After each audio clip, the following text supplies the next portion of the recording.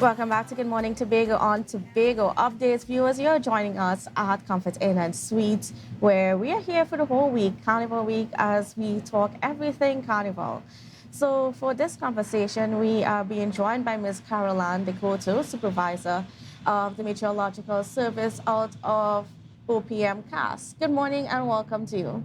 Good morning, Kandace. Glad to be here. And of course, with Carnival this weekend, we have to know what the weather is like because you're gonna want to know what to expect and all that stuff. So tell us, what can we expect this weekend? All right. So before I tell you what we can expect, let me just give you a brief summary of what has been happening in the Atlantic hurricane season. So far, we have had 19 named storms, of which 12 were tropical storms and the others were hurricanes. We still have an active hurricane presently in the Atlantic Ocean, and that is the Hurricane Tammy, right? But it is now fizzing off, so she's almost basically over. And then we have two systems to the east of us in the Atlantic Ocean, which can develop into storms. And so because we still have very warm sea surface temperatures, the chance of going above the 21 named storms for the season, we can now have storms that are named by the Greek alphabet, right? And that's it thus far. So the season, as you see now, is getting a bit more active, and until the end of the hurricane season, which is the 30th of November, we can expect to have more activity than we had for the whole season thus far, right? So last night, I'm sure you all heard thunder showers. People who were out probably got wet and so on. What we have is a low-level convergence area to the east of us. And behind that, we have two shortwave troughs at the surface. We have upper-level support. We have a lot of moisture and instability. This is going to translate into more rain today, possibly as the day heats up this afternoon. Isolated thunderstorms in a few areas, a little flash flooding, but that will go down quickly. As well as tomorrow. Well, tomorrow is definitely going to be a rainy day, so those of you who are going out for Carnival and so, walk with your umbrellas and suitable clothing. Tomorrow night, things will taper off a bit. Then Saturday morning, we'll have a little break in the weather. And then by Saturday night, back into some weak activity. Sunday, however, will be more or less cloudy, right? Mostly cloudy, like how it is now, no rain falling, but you wouldn't have that brilliant sunshine, right? And into next week, we'll have more activity, right? And what would be the sea conditions like for those people who decide that they don't want to be a part of Carnival and just want to take the weekend off at the beach? Right, so people who are coming from Trinidad, or even who are in Tobago and decide, yes, they want to go somewhere for Carnival, you have to be very careful. Because this weekend we have a frontal system as well in the North Atlantic that is pushing some long period swells over our area. So be careful. The Met Office has not yet issued a cap for it because the long period swells, the time between swells is less than 13 seconds. Once it goes to that threshold or above, we will issue an alert with dangerous seas and so on. So be careful out there because long period swells, and it is also coinciding with spring tides, which goes until the 1st of November. So higher than normal high tides plus those swells can be a bit disastrous, right? And what about the sea temperatures? I know we've been having some concerns about the sea temperatures. Right. So sea temperatures continue to be very high, 29 to 30 degrees Celsius around the area. And that will cause, as I said, those two systems we have coming off of the African coast in the East Atlantic, there's a great likelihood that they will develop into Ophelia. I can't remember the two names of the last storms on the system, Vince and Whitney.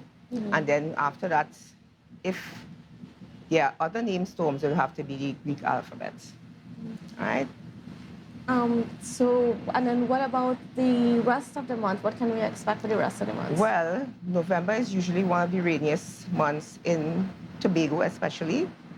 And as you can see, as we are ending October now and going into November, we are seeing an increase in rainfall. We are seeing activity. The atmosphere is very moist and unstable. Next week, as November starts, we are going to have some rainfall again, another shortwave trough passing and so on, and then the possibility of those two systems in the Atlantic Ocean developing into storms and ultimately hurricanes.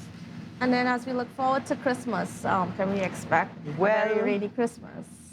I wouldn't say so because we are still in a El Nino year. It's a very strong El Nino.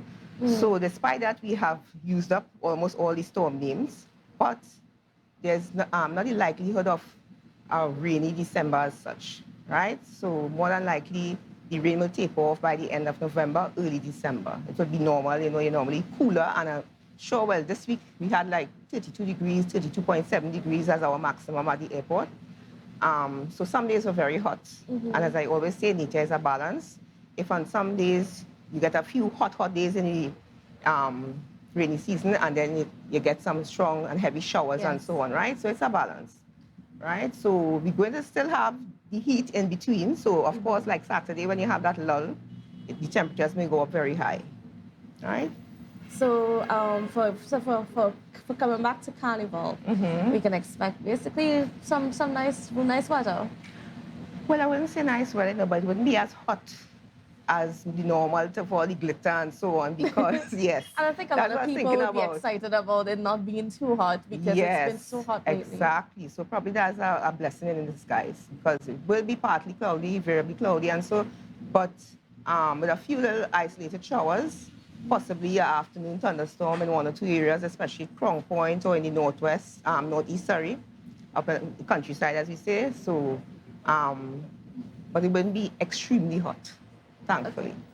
Okay. All right. And I don't know if we're missing out anything from our conversation this morning. I don't know either. I don't think so.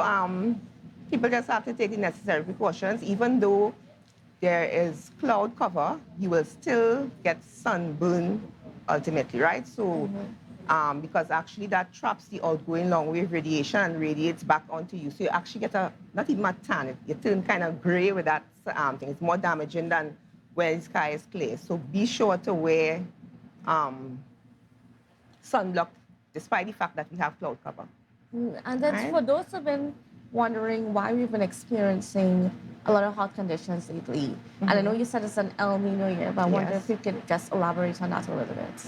In terms of what exactly? El Nino? What does it mean? Yes. Well, El Nino is actually, there's a phase, is an interaction between the atmosphere and the ocean, the pressure in the atmosphere and the ocean on the Pacific side of the Atlantic Ocean, right?